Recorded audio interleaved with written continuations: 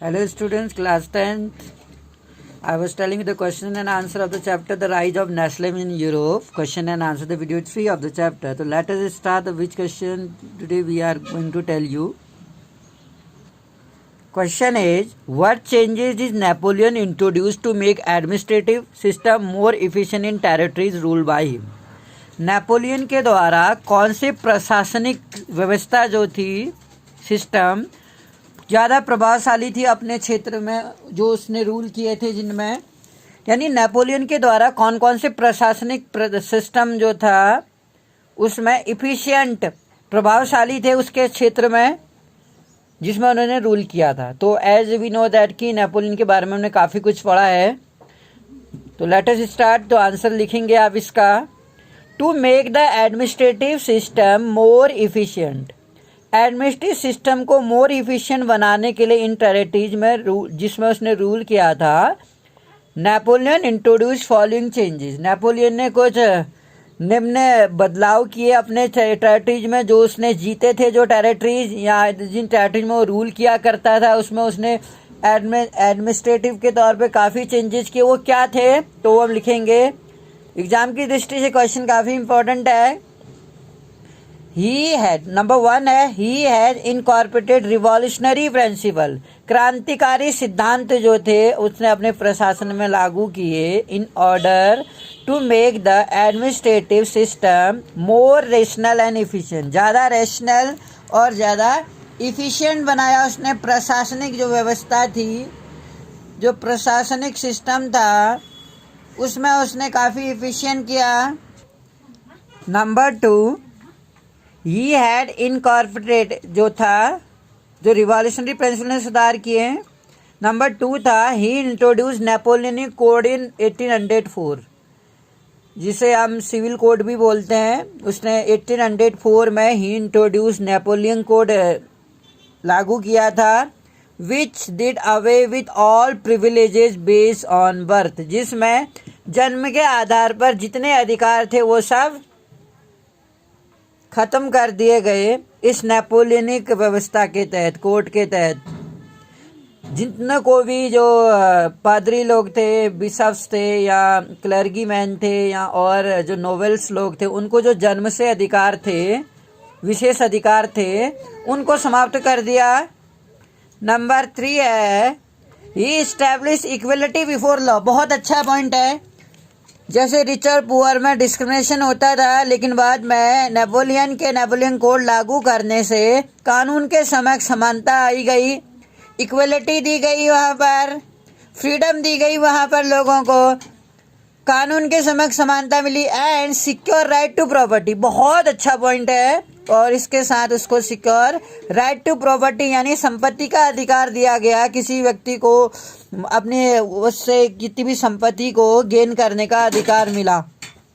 Next point था, ही simplified the administrative division. उसने क्या किया, एडमिनिस्ट्रेटिव जो डिवीजन था, प्रशासनिक जो विभाजन था, उसके तहत abolish the feudal system, feudal system को समाप्त कर दिया। अब फ्यूडल सिस्टम मैंने आपको बताया था जिसमें सामंती प्रथा होती थी, जो जमींदार थे और लैंडलॉर्ड्स थे, उन लोगों के पास बहुत ज़्यादा ज़मीन थी। ये ज़मीन किसको देते थे, वो जो लैंडलेस लेबर थे या पुअर जो पीजेंट्स थे उनको दे देते थे खेती करने के लिए, और उसके बदले में रेंट लेते थे, और इसके बदले में उनको पुअर पीजेंट्स को इन लैंडलॉर्ड्स के खेतों में काम करना पड़ता था।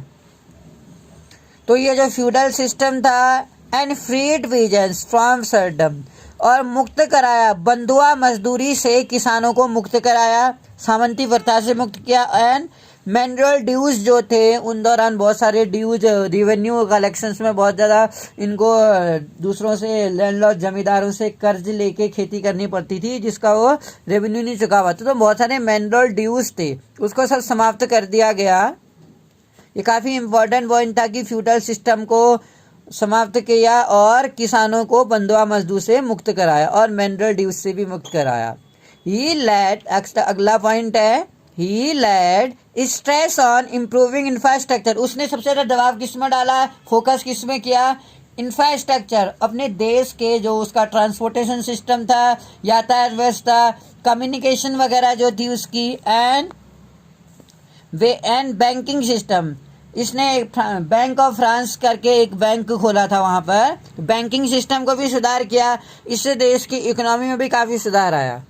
अगला उसने जो सुधार किया, ही स्टैंडर्डाइज वेट एंड मीजर्स, जो भार और माप तोल प्रणाली थी उसको सुधार किया, उसको इंट्रोड्यूस कराया। एंड कॉमन नेशनल करेंसी, और पूरे देश में एक कॉमन नेशनल करेंसी इंट्रोड्यूस की। Also introduce for the growth of trade, व्यापार के लिए, क्योंकि वहाँ पर जो कृषक वर्ग थे या मिडिल क्लास मैन थे या छोटे प्रोड्यूसर थे, उन सब लोगों ने इस तरह की जो फ्रीडम मिली, उन आज़ादी को उन्होंने इंजॉय किया। इससे पहले तो उन्होंने इस तरह की आज़ादी कभी देखी नहीं थी। नेपोलियन के राज में चलो इतने ज़्यादा चेंजेज आए, चाहे हम एडमिनिस्ट्रेटिव की बात करें या पॉलिटिकल की बात करें, उसने काफ़ी चेंजेस किए वाकई में।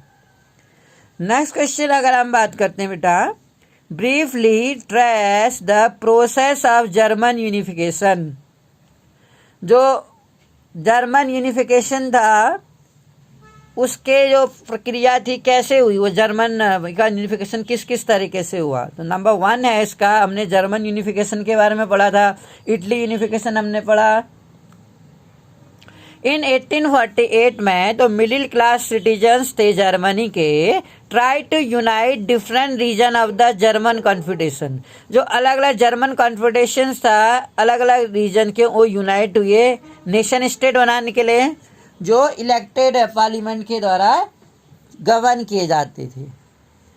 क्योंकि जो जर्मन कॉन्फेडरेशन था उसमें पीपल्स के द्वारा चुने गए रिप्रेजेंटेटिव थे, उसके लिए इलेक्टेड पार्लियामेंट के द्वारा गवर्न किया जाता था।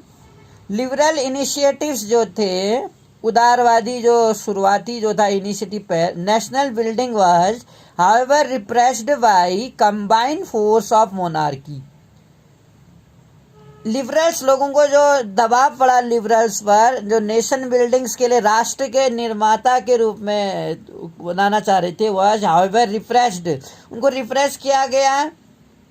किसके द्वारा? मोनार्की और मिलिट्री के द्वारा, और लार्ज लैंड ओनर्स ने भी उनका सपोर्ट किया था। इसके लिए लिबरल्स लोगों को सप्रेस किया गया। पर्सिया टुक ऑन लीडरशिप, और इस सब में पर्सिया को लीडरशिप मिली इस मूवमेंट के लिए। नेशनल यूनिफिकेशन, जर्मन का यूनिफिकेशन, क्योंकि जर्मन पर्सिया भी जर्मन का एक भाग था। जैसे इटली में 7 में बटा था ना 7 राज्यों में, ऐसे ही पर्सिया भी जर्मन का एक हिस्सा था।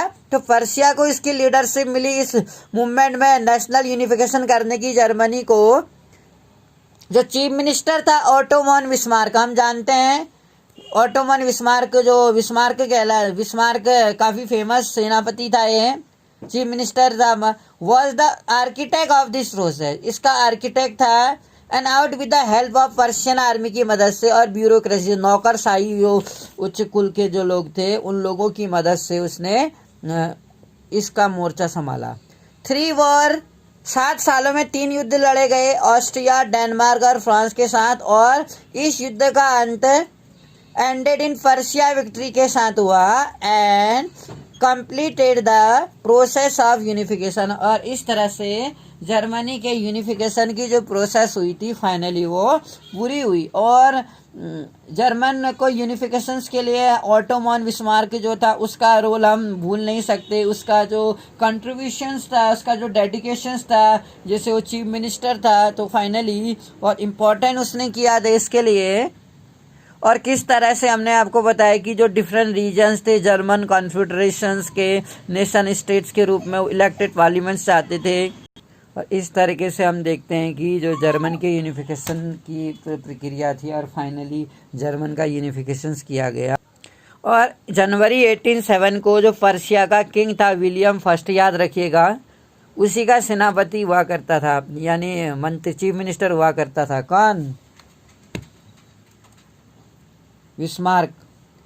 तो विलियम फर्स्ट को जर्मन का एम्परर डिक्लेयर किया गया वर्सेलीज की सेरेमनी में।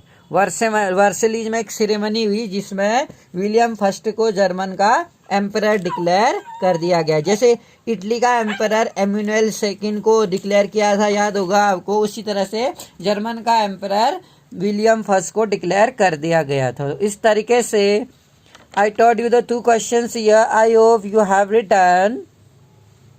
Firstly, these two questions are very important for your exams also. You will write in your copy. Thank you.